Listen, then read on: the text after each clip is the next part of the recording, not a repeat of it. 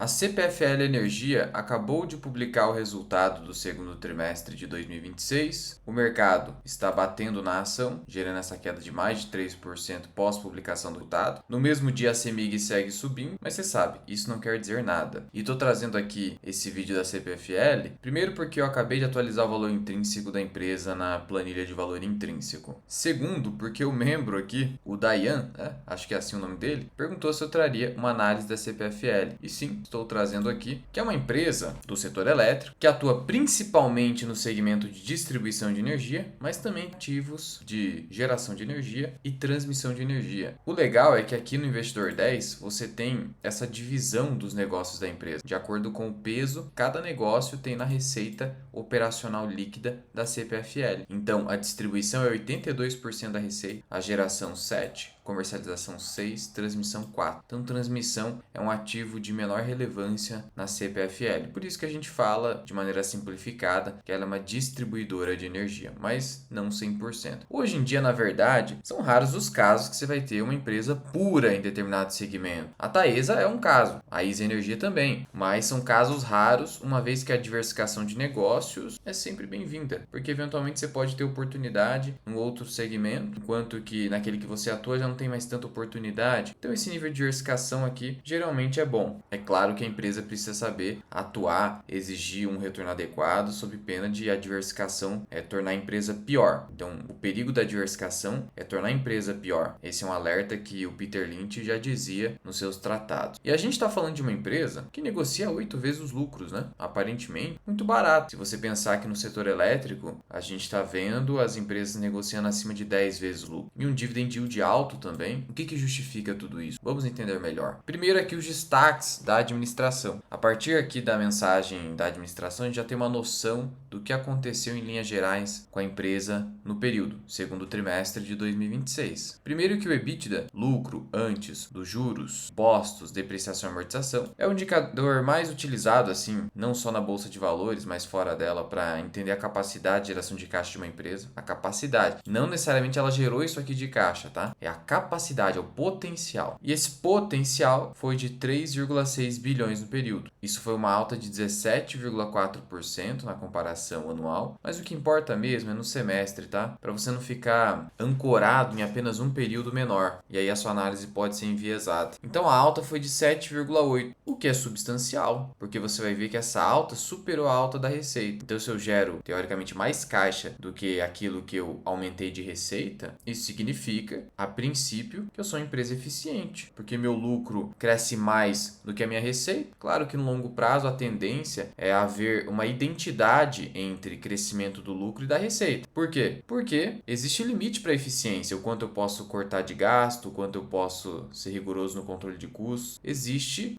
um limite para isso, sob pena de eu começar a ver a minha receita declinando. Então a tendência é, no longuíssimo prazo, haver uma identidade entre crescimento de receita ou decréscimo da receita e crescimento do EBITDA e lucro da mesma forma. Mas é melhor falar isso em relação ao EBITDA, porque o lucro depende de questão tributária. Então, se eu tiver uma alteração tributária, meu lucro pode acabar crescendo ou caindo, dependendo do aumento de alíquota de imposto. Mas enfim, já o meu lucro líquido teve aí um crescimento de 19%, mas por isso tem que tomar cuidado para não se impressionar demais, porque o lucro ele depende de impostos, depende do resultado financeiro, que é o I aqui de interest, juros. Então por isso que o EBIT e o EBITDA são mais confiáveis para você avaliar o desempenho de uma empresa. Em distribuição, que é o principal negócio da companhia, né? Mais de 80% da receita, você teve um crescimento de 4% no trimestre em termos de consumo de energia. E um dos motivos está aqui, maior consumo de data centers. Isso é muito positivo, porque isso mostra que essa empresa está se beneficiando do maior ciclo de investimentos da história da humanidade, que é o ciclo de investimentos em data center, inteligência artificial e afins. Isso é muito positivo. Por outro lado, em contrapartida, teve um aumento da inadimplência, tá? Então, aumentou o consumo, mas aumentou a inadimplência. Então, esse aqui é um dado negativo, que eventualmente o mercado não estava esperando e por isso está batendo no papel. Então, eis aqui um foco de atuação da empresa e a gestão deixou isso bem destacado. Denota transparência, né? E aí a gente entra em geração. Em geração, olha, qualquer empresa de geração está passando por uma crise, tá? Qualquer uma. Por quê? Porque a gente não está operando na capacidade máxima. Existe uma determinação do regulador, que é o curtailment, para você reduzir geração de energia. Porque o que acontece? A gente está com excesso e não tem infraestrutura de transmissão suficiente para transmitir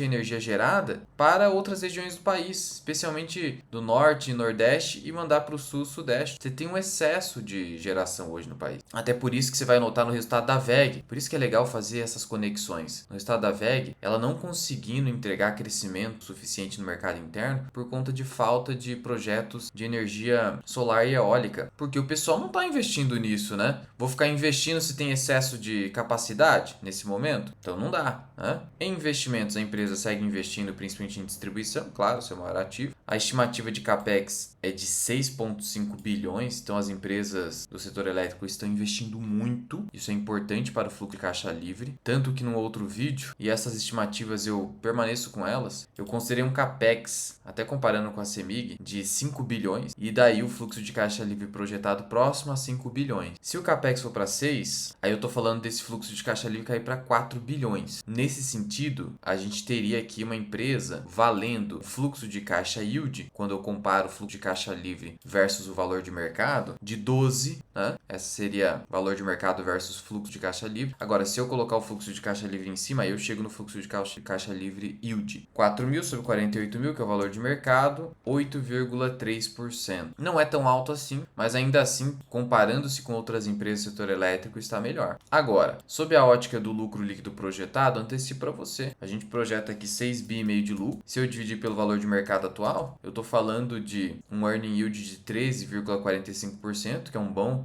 earning yield. E se eu inverter isso aqui, né, eu chego no índice preço-lucro. Só fazer a inversão. Dá um índice preço-lucro projetado de 7,5. Então, a empresa não está cara. Na verdade, em comparação com outras distribuidoras, ela na verdade está barata. Toda comparação é relativa, né? Dizer que algo é caro ou barato é sempre em relação a alguma coisa, alguma referência, algum paradigma. O endividamento também está sob controle, a princípio, né? 2,36 vezes dívida líquida sobre EBITDA não é algo que preocupa. E no caso da CPFL, como ela tem uma alta exposição ao CDI e o CDI está caindo, você vai notar que o custo da dívida total da empresa declinou. Então, em termos de destaques, o que nós tivemos aqui? Nós tivemos uma receita operacional líquida crescendo 5,9% no semestre. O EBITDA a gente já falou, cresceu 7,8% e cresceu principalmente em transmissão, né? Olha, cresceu 38% em transmissão, o que é bastante positivo, porque é uma área de negócios menor que aí vai impactando no crescimento total, já que a distribuição, o crescimento foi baixo, né? 3,8%. Então, isso mostra pra gente que a diversificação de negócios, aqui no caso da CPFL, vem sendo algo positivo, porque o crescimento em distribuição é menor que o crescimento das outras verticais. Se eu tivesse só a distribuição, eu estaria crescendo só 3,8%, desacelerando o crescimento, né? O lucro sempre tem outros itens ali que afetam, né? Então não dá para considerar 19%, mas enfim. Investimentos cresceram 4,8% e a dívida líquida em si cresceu 19%. Então o CDI cair ajuda bastante a compensar esse efeito